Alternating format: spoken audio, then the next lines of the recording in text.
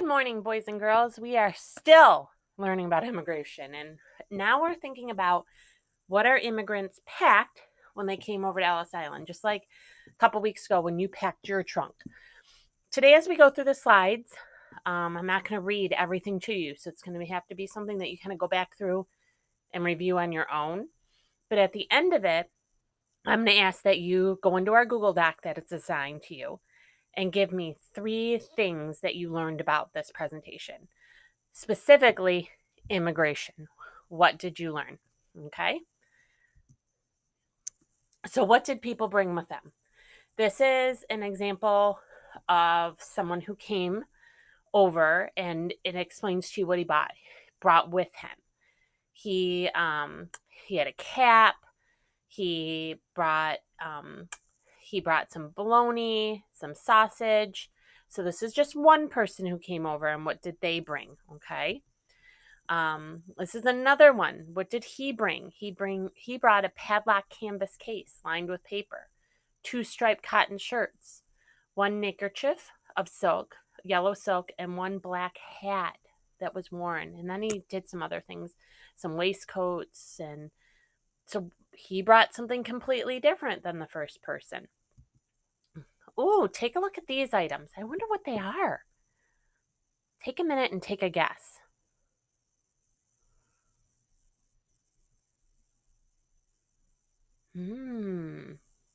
And these are things that came from people's trunks. Now, if you're interested in knowing exactly what those were, I'm going to have you, when you're done with this video, to go back through the slides, not in present mode, and look at the speaker notes at the bottom. Remember, where those kind of help you through the slides? And they're going to kind of tell you what each thing is and go into a little bit more detail. But these are items or artifacts that actually came from people's trunks at that time. So here is a different kind of immigration that happened. They went across the Pacific Ocean. So we're no longer thinking about the Atlantic Ocean, just the Atlantic Ocean being immigrants.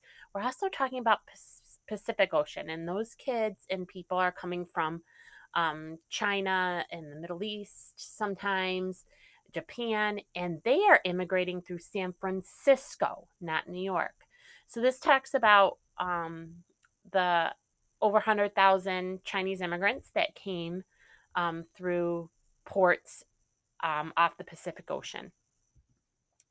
Here's some more information on her story. Like I said, I'm not going to read it to you, but I want you to go back and I want you to look at it, not in present mode, and see that, there was immigration happening on our East Coast, New York, Ellis Island, and our West Coast, San Francisco, and those areas. Okay, so here's some more information for you, and some more, and some more. Okay, here is an example of one of the ships that these immigrants arrived on, either whether it was from Pacific Ocean or the Atlantic Ocean. Here are all the immigrants ready to go. As you can see, they have, coats on, they have their hair wrapped a lot of times, they have hats. This is also a type of immigration. Now, this is forced immigration. This is an actual slave ship. And I'm not going to go into a lot of detail because we're going to spend some time when we get back into class about this. But this is also a type of immigration that happened from Africa over the Atlantic Ocean to our East Coast.